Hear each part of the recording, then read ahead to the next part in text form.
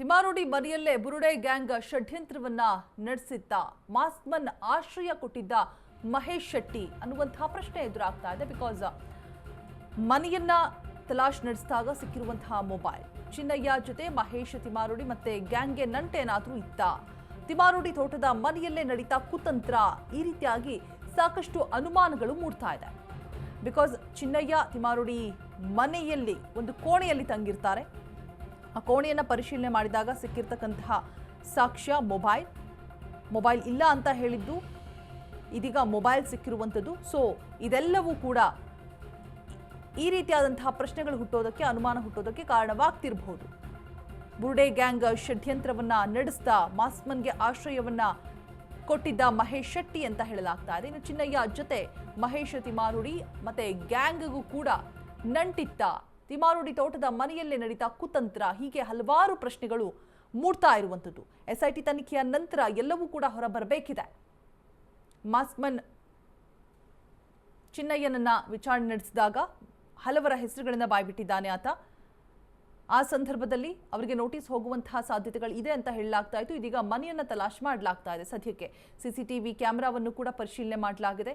ಅಲ್ಲಿ hard disk ಅನ್ನ ತೆಗೆದುಕೊಂಡು ಹೋಗಿ ಯಾರೆಲ್ಲ ಮನೆಗೆ ಹೋಗ್ತಾ ಇದ್ರು, ಯಾರ್ದೆಲ್ಲ ಸಂಪರ್ಕ ಇತ್ತು, ಅಕ್ಕಪಕ್ಕದವರು ನೋಡಿದಂತಹ ದೃಶ್ಯಗಳು, ಇವನ್ನೆಲ್ಲವನ್ನು ಆಧರಿಸಿ ತನಿಖೆಯ ಆಯಾಮವನ್ನು ಮುಂದುವರಿಸ್ತಾ ಇದ್ದಾರೆ. ಗೊತ್ತಿಲ್ಲ ಇನ್ನು ಯಾರ್ದೆಲ್ಲ ಹೆಸರು ಹೊರಬೀಳತ್ತೆ, ಯಾರಿಗೆಲ್ಲ ನೋಟಿಸ್ ಹೋಗುತ್ತೆ, ಚಿನ್ನಯ್ಯನ ಜೊತೆ ಯಾರೆಲ್ಲ ಕಾಂಟ್ಯಾಕ್ಟ್ ಇದ್ರು, ಷಡ್ಯಂತ್ರದಲ್ಲಿ ಯಾರೆಲ್ಲ ಭಾಗಿಯಾಗಿದ್ರು. ಸದ್ಯಕ್ಕೆ ಕೇಳಿ ಬರ್ತಾ ಇರುವಂತಹ ಹೆಸರುಗಳು ತಿಮಾರೋಡಿ, ಹಾಗೆ ಸಹೋದರರ ಹೆಸರು ಮಹೇಶ್ ಶೆಟ್ಟಿ ಹಾಗೆ ಮೋಹನ್ ಶೆಟ್ಟಿ. ಸೊ ಈ ಮೂವರ ಮನೆಯನ್ನು ಕೂಡ ತಲಾಶ್ ನಡೆಸಲಾಗಿದೆ. ಮಾಸ್ಮನ್ ಬಂಧನಕ್ಕೂ ಮೊದಲೇ ಇಂಟರ್ವ್ಯೂ ಮಾಡಲಾಗಿತ್ತು. ಪ್ಲಾನ್ ಮಾಡಿದ್ದಂತೆ ಯೂಟ್ಯೂಬರ್ಸ್ಗಳಿಗೆ ಸಂದರ್ಶನ ಅಂತ ಹೇಳಿಬಿಟ್ಟು ವ್ಯವಸ್ಥಿತವಾಗಿ ಚಿನ್ನಯ್ಯ ಮತ್ತೆ ಗ್ಯಾಂಗ್ನಿಂದ ಅಪಪ್ರಚಾರ ಕಾರ್ಯ ನಡೀತಾ, ಧರ್ಮಸ್ಥಳ ವಿರೋಧವಾಗಿ ಹೇಳಿಕೆ ನೀಡಿರುವ ಚಿನ್ನಯ್ಯ ಷಡ್ಯಂತ್ರ ಜೀವಂತವಾಗಿಡೋದಕ್ಕೆ ಸೂತ್ರಧಾರಿಗಳು ಸಂಚನ್ನ ರೂಪಿಸಿದ್ರ, ಹಂತ ಹಂತವಾಗಿ ಚಿನ್ನಯ್ಯ ವಿಡಿಯೋ ಹರಿಬಿಡೋದಕ್ಕೆ ಸ್ಕೆಚ್ ನ ಹಾಕಲಾಗಿತ್ತ, ಹೀಗೆ ಸಾಕಷ್ಟು ಪ್ರಶ್ನೆಗಳು ಎದುರಾಗ್ತಾ ಇದೆ. ಬಿಕಾಸ್ ಎಲ್ಲಾ ಕೂಡ ಪ್ರೀ ಪ್ಲಾನಿಂಗ್ ನಡೆದಿತ್ತ, ಒಂದು ಕಡೆ ಅಪಪ್ರಚಾರ ಮಾಡ್ತಾ, ಇನ್ನೊಂದು ಕಡೆ ಇಂಟರ್ವ್ಯೂ ಸ್ಕೆಡ್ಯೂಲ್ ಮಾಡ್ಕೊಳ್ಳಾಗ್ತಾ ಇತ್ತ ಯೂಟ್ಯೂಬರ್ಸ್ಗಳಿಗೆ. ಅಂದ್ರೆ ಧರ್ಮಸ್ಥಳದ ವಿರುದ್ಧವಾಗಿ ಹೇಳಿಕೆಯನ್ನ ಕೊಡುವಂತಹ, ಆರೋಪವನ್ನ ಮಾಡುವಂತಹ ಒಂದು ಸಂದರ್ಶನವನ್ನ, ಅಪಪ್ರಚಾರ ಮಾಡುವಂತಹ ಒಂದು ಸಂದರ್ಶನವನ್ನ ಕೊಡೋದಿಕ್ಕೆ ವ್ಯವಸ್ಥಿತವಾಗಿ ಪ್ಲಾನಿಂಗ್ ಮಾಡಲಾಗಿತ್ತ. ಧರ್ಮಸ್ಥಳದ ವಿರೋಧ ಹೇಳಿಕೆ ನೀಡಿದ್ದ ಚಿನ್ನಯ್ಯ ಷಡ್ಯಂತ್ರ ಜೀವಂತವಾಗಿಡೋದಕ್ಕೆ ಸೂತ್ರಧಾರಿಗಳಾದ್ರ ಇವರೆಲ್ಲರೂ ಕೂಡ ಅನ್ನುವಂತಹ ಅನುಮಾನ ಮೂಡ್ತಾ ಇದೆ. ಧರ್ಮಸ್ಥಳದ ವಿರೋಧವಾಗಿ ಚಿನ್ನಯ್ಯ ಹೇಳಿಕೆ ನೀಡಿದ ಬೆನ್ನಲ್ಲೇ ಷಡ್ಯಂತ್ರವನ್ನ ಜೀವಂತವಾಗಿಡಬೇಕು, ಹಂತ ಹಂತವಾಗಿ ಚಿನ್ನಯ್ಯ ವಿಡಿಯೋ ಹರಿಬಿಡೋದಕ್ಕೆ ಸ್ಕೆಚ್ ಮಾಡಿದ್ರ. ಈಗಾಗಲೇ ಹಲವು ಯೂಟ್ಯೂಬರ್ಸ್ ಸಂದರ್ಶನ ಕೂಡ ರಿಲೀಸ್ ಆಗಿರುವಂಥದ್ದು.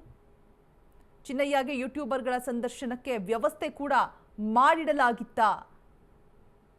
ಒಂದಷ್ಟು ಅಂಶಗಳು ಬೆಳಕಿಗೆ ಬರ್ತಾ ಇದೆ. ಚಿನ್ನಯ್ಯನ ವಿಚಾರಣೆ ನಡೆಸಿದ ಆದಮೇಲೆ ಪ್ಲಾನ್ ಮಾಡಿದಂತೆ ಯೂಟ್ಯೂಬರ್ಸ್ಗಳಿಗೆ ಸಂದರ್ಶನವನ್ನು ಕೂಡ ಕೊಡಲಾಗಿತ್ತು. ವ್ಯವಸ್ಥಿತವಾಗಿ ಚಿನ್ನಯ್ಯ ಮತ್ತೆ ಗ್ಯಾಂಗ್ನಿಂದ ಅಪಪ್ರಚಾರ ನಡೀತಾನೆ ಇತ್ತು. ಆರೋಪಗಳು ಕೇಳಿ ಬರ್ತಾ ಇತ್ತು. ಆತನ ಮೇಲೆ ಆಕ್ರೋಶ ಭರಿತರಾಗಿದ್ರು.